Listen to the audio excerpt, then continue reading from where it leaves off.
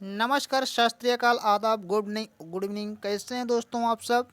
उम्मीद करता हूं कि दोस्तों बहुत अच्छे होंगे। इसी आशा और उम्मीद के साथ दोस्तों मैं पवन पाल स्वागत करता हूं आप सबका अपने एग्जाम क्रैक पवन पाल के यूट्यूब चैनल पर।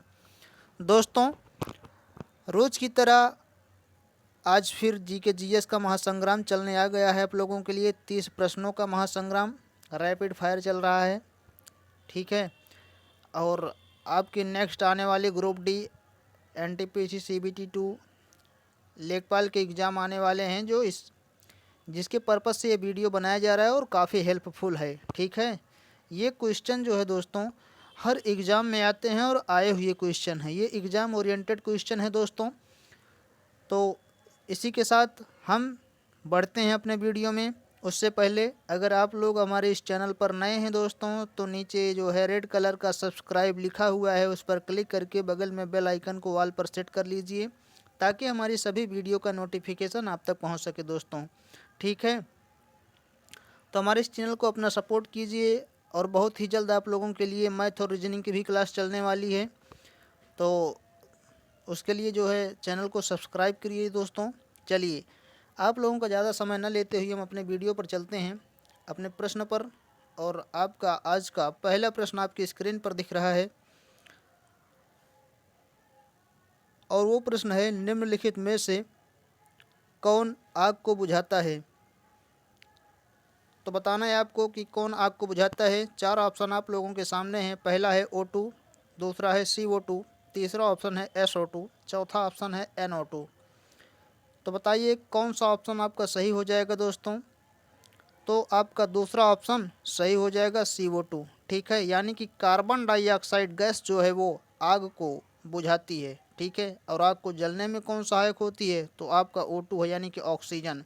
ऑक्सीजन आग को जलने में सहायक होती है, लेकिन कार्बन डाइऑक्साइड यानी कि O2, CO2 आग को बुझा देती है, ठीक है। चलिए नेक्स्ट क्वेश्चन पर चलते हैं दोस्तों। अगला क्वेश्चन है आपका, 2015 में बैडमिंटन के लिए अर्जुन पुरस्कार से किसे सम्मानित किया गया था?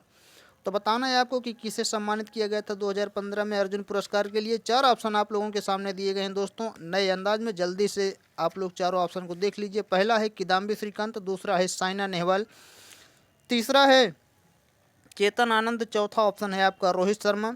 तो बताइए आपको 2015 में बैडमिंटन के लिए अर्जुन पुरस्कार किसको सम्मानित किया गया था? किसको?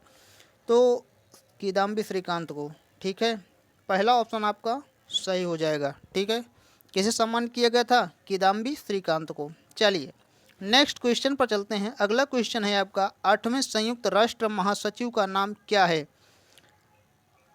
बताइए। पहला ऑप्शन है बी घाली, दूसरा है कोफी अन्नान, तीसरा ऑप्शन है बान की मून, चौथा ऑप्शन है जिनयोंग किम। तो 8वें संयुक्त राष्ट्र महासचिव का नाम बान की मून है, ठीक है। क्या है? बान की मून, ठीक है दोस्तों। चलिए नेक्स्ट क्वेश्चन पर चलते हैं। अगला क्वेश्चन है, वह कौन सा सुरक्षा बल है जो केंद्रीय गृह मंत्रालय के तहत नहीं आता है? पहला ऑप्शन आपका कहता है सशस्त्र सीमा बल, दूसरा ऑप्शन कह रहा है कि सीमा सुरक्षा बल, तीसरा है रेलवे सुरक्षा बल, चौथा ऑप्शन बोल रहा है भारत तिब्बत सीमा पुलिस बल। तो कौन सा ऑप्शन सही हो जाएगा जो केंद्रीय गृह मंत्रालय के तहत नहीं आता है? तो आपका रेलवे सुरक्षा बल जो है वो गृह मंत्रालय के तहत नहीं आता है, ठीक है। बाकी 3 केंद्रीय गृह मंत्रालय के तहत आते हैं। चलिए नेक्स्ट क्वेश्चन पर चलते हैं। अगला क्वेश्चन है आपका, 1929 के सविनय अवज्ञा आंदोलन का उद्देश्य क्या था? 4 ऑप्शन फटाफट देख लीजिए। पहला है ब्रिटिश सरकार के आदेशों की संपूर्ण अवज्ञा, दूसरा है चौरी चौरा की घटना का विरोध, तीसरा है ब्रिटिश सरकार के आदेशों की आंशिक अवज्ञा, चौथा ऑप्शन आपका कह रहा है कि यह सुनिश्चित करना कि सभी नागरिकों को उनके नागरिक अधिकार सरकार द्वारा दिए जाएं, ठीक है। तो कौन सा ऑप्शन आपका सही हो जाएगा? तो दोस्तों 1930 ईस्वी में महात्मा गांधी के नेतृत्व में सविनय अवज्ञा आंदोलन की शुरुआत की गई।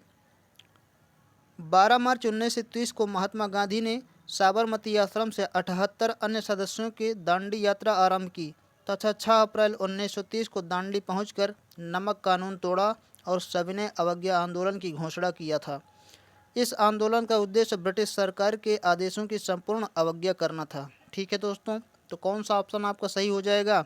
ब्रिटिश सरकार के आदेशों की संपूर्ण अवज्ञा करना। ठीक है, पहला ऑप्शन आपका सही हो जाएगा। इस प्रश्न से हमें इतनी जानकारी मिलती है दोस्तों। चलिए नेक्स्ट क्वेश्चन पर बढ़ते हैं। अगला क्वेश्चन है दोस्तों, निम्नलिखित में से किसे एक भवनाग्रह कहा जाता है? तो चार ऑप्शन आप लोगों के सामने है। पहला है शुक्र, दूसरा है बुध, तीसरा है चंद्रमा, चौथा है प्लूटो। तो बता दीजिए कि किसे एक भवनाग्रह कहा जाता है दोस्तों? तो दोस्तों आपका चौथा ऑप्शन सही हो जाएगा, प्लूटो को। ठीक है, किसे भवनाग्रह कहा जाता है? प्लूटो को। दोस्तों प्लूटो यानी कि यम हमारे सौरमंडल का दूसरा सबसे बड़ा भवनाग्रह है। प्लूटो की खोज 1930 में अमेरिकी खगोल शास्त्री क्लाइड टॉम्बो ने की थी। ठीक है दोस्तों, प्लूटो का व्यास लगभग 2300 किलोमीटर है। ठीक है दोस्तों, इस क्वेश्चन से हमें इतनी जानकारी मिलती है। चलिए नेक्स्ट क्वेश्चन पर चलते हैं। अगला क्वेश्चन है आपका दोस्तों, 2015 के अंत तक भारत ने अंटार्कटिका में कितने अनुसंधान स्टेशन स्थापित कर दिए हैं? चारों ऑप्शन में आप ध्यान से सुन लीजिए और जवाब दीजिएगा। पहला ऑप्शन है 2, दूसरा ऑप्शन है 3, तीसरा ऑप्शन है 4, चौथा ऑप्शन है 5। तो बताइए कितने अनुसंधान स्टेशन को अंटार्कटिका में भारत ने 2015 के अंत में स्थापित कर दिया था? तो दोस्तों आपका दूसरा ऑप्शन सही हो जाएगा, 3। ठीक है दोस्तों, 3 अनुसंधान स्टेशन को 2015 के अंत में भारत ने अंटार्कटिका में स्थापित कर दिया था। दोस्तों ये कोई हवाई प्रश्न नहीं है, ये 2016 के रेलवे एनटीपीसी में पूछे गए क्वेश्चन है। ठीक है दोस्तों, इसलिए आप लोगों को लेकर आए हैं आप लोगों के सामने, ताकि आप लोगों को भी एक अनुमान लग सके कि पेपर कैसे आता है। अगला क्वेश्चन है आप लोगों का दोस्तों, उसे शतरंज चैंपियन का नाम बताएं। उस शतरंज चैंपियन का नाम बताएं जिसके खिलाफ विश्वनाथन आनंद 2014 में विश्व शतरंज चैंपियनशिप का मुकाबला हार गए थे। चार ऑप्शन आप लोगों के सामने है। पहला है व्लादिमीर क्रेमनिक, दूसरा है वेसलिन तोपालोव, तीसरा है बोरिस गेलफंद, चौथा ऑप्शन है आपका दोस्तों मैग्नस कार्लसन। तो दोस्तों वो शख्स था मैग्नस कार्लसन। ठीक है, मैग्नस कार्लसन के खिलाफ 2014 में विश्वनाथन आनंद शतरंज का विश्व चैंपियनशिप हार गए थे। चलिए नेक्स्ट क्वेश्चन पर चलते हैं। अगला क्वेश्चन है आप लोगों के सामने, अगर राष्ट्रपति और उपराष्ट्रपति के पद रिक्त हो जाते हैं तो भारत के राष्ट्रपति के रूप में कौन कार्य करेगा? बताना है आपको। पहला ऑप्शन है लोकसभा के अध्यक्ष, दूसरा ऑप्शन है भारत के प्रधानमंत्री, तीसरा ऑप्शन है भारत के मुख्य न्यायाधीश, चौथा ऑप्शन है केंद्रीय मंत्रिपरिषद। तो दोस्तों अगर भारत के राष्ट्रपति और उपराष्ट्रपति दोनों का पद रिक्त रहता है तो उस स्थिति में भारत के मुख्य न्यायाधीश को कार्यभार संभालना पड़ता है। ठीक है, आपका तीसरा ऑप्शन सही हो जाएगा। चलिए नेक्स्ट क्वेश्चन पर चलते हैं। अगला क्वेश्चन है, एक जनरेटर ... रूपांतरित करता है। तो एक जनरेटर क्या रूपांतरित करता है? पहला ऑप्शन है यांत्रिक ऊर्जा को विद्युत ऊर्जा में, दूसरा ऑप्शन है विद्युत ऊर्जा को रासायनिक ऊर्जा में, तीसरा ऑप्शन है तापीय ऊर्जा को विद्युत ऊर्जा में, चौथा ऑप्शन है विद्युत ऊर्जा को प्रकाश ऊर्जा में।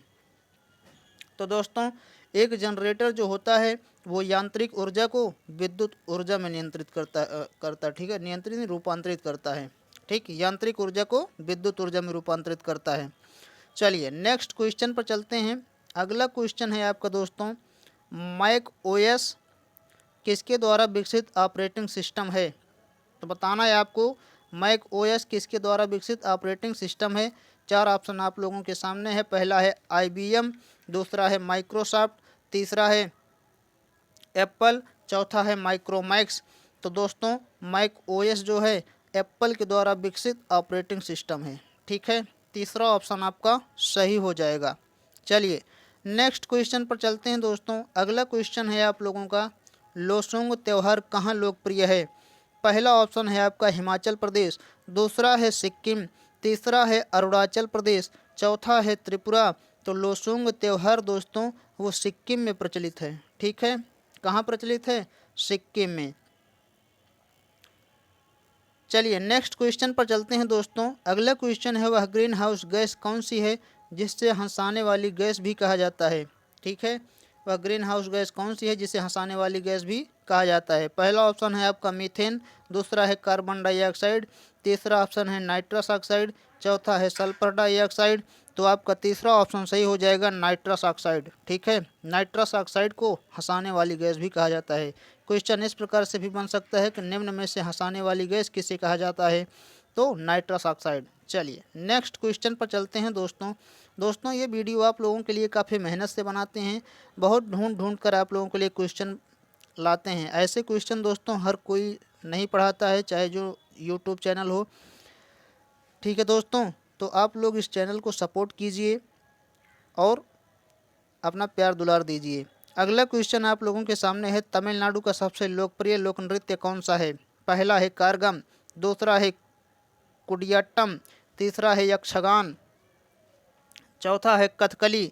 तो बताइए कि तमिलनाडु का सबसे लोकप्रिय नृत्य कौन सा है? तो दोस्तों तमिलनाडु का सबसे लोकप्रिय नृत्य कारगम है। ठीक है, कौन सा है? कारगम। आपका पहला ऑप्शन सही हो जाएगा। चलिए दोस्तों नेक्स्ट क्वेश्चन पर चलते हैं। अगला क्वेश्चन है आपका, कुष्ठ रोग यानी कि लेप्रोसी को किस नाम से जाना जाता है? पहला ऑप्शन है आपका एंजाइना, दूसरा है हैंसेन रोग, तीसरा ऑप्शन है गोचर रोग, चौथा ऑप्शन है हाजकिन रोग। तो बताइए किस नाम से जाना जाता है? तो कुष्ठ रोग को दोस्तों हैंसेन रोग से जाना जाता है। ठीक है, हैंसेन नाम से। चलिए नेक्स्ट क्वेश्चन पर चलते हैं। अगला क्वेश्चन है दोस्तों, ब्रेड बनाने के लिए इस्तेमाल किया जाने वाला खमीर क्या है? ठीक है, यानी कि एक तरीके से ये प्रश्न पूछ रहा है कि ब्रेड बनाने के लिए इस्तेमाल किए जाने वाले खमीर का कार्य क्या है? ठीक है, वो क्या काम करता है? पहला ऑप्शन है किण्वन के लिए उत्प्रेरक के रूप में कार्य करता है, दूसरा है किण्वन की प्रक्रिया में मदद नहीं करता है, तीसरा है इसे स्वादिष्ट बना देता है, चौथा है संरक्षक के रूप में कार्य करता है। तो दोस्तों ब्रेड बनाने के लिए इस्तेमाल किए जाने वाले खमीर को इसलिए प्रयोग किया जाता है ताकि वो किण्वन के लिए उत्प्रेरक के रूप में कार्य करे। ठीक है, आपका पहला ऑप्शन सही हो जाएगा। ठीक है दोस्तों, चलिए नेक्स्ट क्वेश्चन पर चलते हैं। दोस्तों अगर क्वेश्चन अच्छे लग रहे हैं, मज़ा आ रहा है, आप लोगों को इंटरेस्टिंग लग रहा है, तो हमारे इस चैनल को लाइक शेयर और सब्सक्राइब जरूर करिएगा दोस्तों। ठीक है, आप लोगों के सामने आपकी स्क्रीन पर अगला क्वेश्चन आ गया है, तो ध्यान से देखिए उसे। निम्नलिखित में से कौन सा ग्लोबल पोजीशनिंग सिस्टम के संबंध में तय नहीं है? ठीक है, यानी कि ग्लोबल पोजीशनिंग सिस्टम का कार्य नहीं है। ठीक है, इसका मतलब ये है, पहला ऑप्शन है यह एक अंतरिक्ष आधारित नेविगेशन प्रणाली है, दूसरा यह चक्रवात की भविष्यवाणी कर सकता है, तीसरा यह वाहनों की आवाजाही का नक्शा तैयार कर सकता है, चौथा यह कार में नेविगेशन के लिए इस्तेमाल किया जा सकता है। दोस्तों तीन तो सही हैं, बाकी हमें एक जो है ये गलत लगता है और गलत है भी। यह चक्रवात की भविष्यवाणी कर सकता है, ये गलत है। ठीक है, दूसरा ऑप्शन आपका सही हो जाएगा। चलिए नेक्स्ट क्वेश्चन पर चलते हैं। अगला क्वेश्चन है, कौन बायोगैस का प्रमुख हिस्सा होता है? पहला है हाइड्रोजन, दूसरा है नाइट्रोजन, तीसरा है मीथेन, चौथा है कार्बन डाइऑक्साइड। तो बायोगैस का प्रमुख हिस्सा कौन है बताइए आप लोग? तो तीसरा ऑप्शन आपका सही हो जाएगा दोस्तों, मीथेन है। ठीक है, कौन है बायोगैस का प्रमुख हिस्सा? मीथेन। चलिए नेक्स्ट क्वेश्चन पर चलते हैं। अगला क्वेश्चन है आप लोगों के सामने, ब्रिटिश सरकार भारत को कब स्वतंत्रता देने के लिए सहमत हुई थी? आ रहा है मज़ा? तो लाइक और शेयर कर दीजिए दोस्तों। ठीक है, तो बताना है आपको कि ब्रिटिश सरकार भारत को कब स्वतंत्रता देने के लिए सहमत हुई थी। पहला ऑप्शन है आपका 1944, दूसरा है 1945, तीसरा है 1946 और चौथा है 1947। तो बता दीजिए 1946 में। ठीक है, कब? 1946 में दोस्तों, 1946 में स्वतंत्रता देने के लिए सहमत हुई थी भारत सरकार और ब्रिटिश सरकार। ठीक है, चलिए नेक्स्ट क्वेश्चन पर चलते हैं। अगला क्वेश्चन है आप लोगों का दोस्तों, भारतीय रेलवे में कितने जोन हैं? दोस्तों 2016 में ये प्रश्न पूछा गया है रेलवे एनटीपीसी में। आपके सामने चार ऑप्शन है, पहला है 8, दूसरा है 18, तीसरा है 16, चौथा ऑप्शन है आपका 12। तो बताना है आपको कि भारतीय रेलवे में कितने जोन हैं दोस्तों? 16 जोन। ठीक है, चलिए नेक्स्ट क्वेश्चन पर चलते हैं। अगला क्वेश्चन है आप लोगों के सामने, राष्ट्रीय वायु गुणवत्ता सूचकांक को कितने प्रदूषकों की सघनता के आधार पर निर्धारित किया गया है? यानी कि कितने अंक के प्रदूषकों की सघनता के आधार पर निर्धारित किया गया है? तो बताना है आपको, पहला है 5, दूसरा है 6, तीसरा है 7, चौथा है 8। तो दोस्तों 8 अंक के साथ निर्धारित किया जाता है। ठीक है, चलिए नेक्स्ट क्वेश्चन पर चलते हैं। अगला क्वेश्चन है आप लोगों के सामने कि निम्नलिखित में से कौन सा एक नेटवर्क प्रोटोकॉल नहीं है? पहला है SSH, दूसरा है HTML, तीसरा है PPP, चौथा है POP। तो दोस्तों निम्नलिखित में से कौन सा नेटवर्क प्रोटोकॉल नहीं है? जो नेटवर्क प्रोटोकॉल नहीं है वो है आपका HTML। ठीक है, HTML दूसरा ऑप्शन आपका सही हो जाएगा दोस्तों। चलिए नेक्स्ट क्वेश्चन पर चलते हैं। अगला प्रश्न है आप लोगों के सामने दोस्तों, दिल्ली स्थित जंतर मंतर का निर्माण किसने करवाया था? चार ऑप्शन आप लोगों के सामने है। जयपुर के जयसिंह प्रथम, दूसरा ऑप्शन कह रहा है जयपुर के जयसिंह द्वितीय, तीसरा ऑप्शन कह रहा है राम सिंह प्रथम, चौथा ऑप्शन आपका दोस्तों ये बता रहा है कि बिशन सिंह। तो बताना है कि कौन सा ऑप्शन आपको सही बता रहा है। तो दोस्तों दिल्ली स्थित जंतर मंतर का निर्माण जयपुर के जयसिंह द्वितीय ने किया था। ठीक है, दूसरा ऑप्शन आपका सही बता रहा है, बाकी तीनों ऑप्शन झूठे हैं। ठीक है, ये झूठ बोलते हैं। चलिए नेक्स्ट क्वेश्चन पर चलते हैं। अगला प्रश्न आप लोगों के सामने है। पहला ऑप्शन ऑप्शन पहला नहीं, पहला प्रश्न है कि हाल ही में पता चली हिमालयन फॉरेस्ट थ्रश नामक पक्षियों की प्रजाति को कहाँ पाया गया था? तो बताइए आप लोग कहाँ पाया गया था? पहला ऑप्शन आपका कह रहा है देहरादून, दूसरा का बोल रहा है उत्तरी पूर्वी भारत, तीसरा है उत्तराखंड, चौथा है लद्दाख क्षेत्र। तो बताइए कौन सा सही हो जाएगा आप लोगों का? तो दोस्तों ये है उत्तर पूर्वी भारत, दूसरा ऑप्शन आपका सही हो जाएगा दोस्तों हिमालयी वन चिड़िया या हिमालयन फॉरेस्ट थ्रश चिड़िया एक नवीनतम खोजी गई प्रजाति है। इसे वर्ष 2016 में खोजा गया था। यह प्रजाति उत्तर पूर्वी भारत के हिमालयी वनों में पाई जाती है। ठीक है दोस्तों, इतना इस प्रश्न से जानकारी मिलती है हमें। चलिए नेक्स्ट प्रश्न पर चलते हैं दोस्तों। अगला प्रश्न देखते हैं क्या पूछ रहा है। अगला प्रश्न कह रहा है कि किस कुंजी का संयोजन का उपयोग MS वर्ड में पाठ्य को पोस्ट करने के लिए किया जाता है? ठीक है, पहला ऑप्शन आपका बता रहा है Ctrl+V, दूसरा ऑप्शन कह रहा है Ctrl+Z, तीसरा बोलता है Alt+R, चौथा कह रहा है Alt+F4। तो बताइए कौन सा सही हो जाएगा? दोस्तों आपका पहला ऑप्शन सही हो जाएगा Ctrl+V। ठीक है, यही ऑप्शन आपका सही हो जाएगा। चलिए दोस्तों नेक्स्ट प्रश्न पर चलते हैं। अगला प्रश्न देखते हैं क्या पूछ रहा है। अगला प्रश्न कह रहा है कि 4 साल में एक बार घटने वाली घटना को किस रूप में वर्णित किया जाता है? ठीक है, जैसे कोई घटना 4 साल पर पुनरावृत्त हो रही है तो उस घटना को हम क्या कहते हैं? ठीक है, तो पहला ऑप्शन आपका है द्विवार्षिक, दूसरा ऑप्शन है चतुर्वार्षिक, तीसरा ऑप्शन है त्रैवार्षिक, चौथा ऑप्शन है बहुवार्षिक। तो आपका दूसरा ऑप्शन सही हो जाएगा चतुर्वार्षिक। ठीक है, 4 सालों पर जो घटना घटती है उसे चतुर्वार्षिक कहा जाता है। चलिए नेक्स्ट प्रश्न पर चलते हैं दोस्तों। अगला प्रश्न आप लोगों का है लुई पास्चर को किस खोज के लिए जाना जाता है? पहला है पोलियो का टीका, दूसरा है छोटी चेचक का टीका, तीसरा है चेचक का टीका, चौथा ऑप्शन आपका कह रहा है रेबीज का टीका। तो बताइए लुई पास्चर को किस लिए जाना जाता है, किस खोज के लिए? तो रेबीज का टीका। ठीक है, चौथा ऑप्शन आपका सही है दोस्तों। फ्रांस के प्रसिद्ध वैज्ञानिक लुई पास्चर ने रेबीज के टीके की खोज की थी। इन्होंने 20 अप्रैल 1862 ईस्वी में पाश्चराइजेशन विधि को भी विकसित किया था। ठीक है, चलिए नेक्स्ट प्रश्न पर चलते हैं। अगला प्रश्न है आपका निम्नलिखित में से कौन सा एक एंटीवायरस है? पहला है कोड रेड, दूसरा है मेलिसा, तीसरा है क्रिप्टोलाकर, चौथा है डॉक्टर वेब। तो आपका चौथा ऑप्शन यही सही हो जाएगा दोस्तों। डॉक्टर वेब जो है, डॉक्टर वेब वो एक एंटीवायरस है। ठीक है, चलिए नेक्स्ट प्रश्न पर चलते हैं। अगला प्रश्न आप लोगों के सामने है दोस्तों कि निम्नलिखित में से कौन सा विश्व धरोहर में सम्मिलित नहीं है? पहला है राष्ट्रपति भवन, दूसरा है छत्रपति शिवाजी टर्मिनल, तीसरा है ताजमहल, चौथा है सूर्य मंदिर।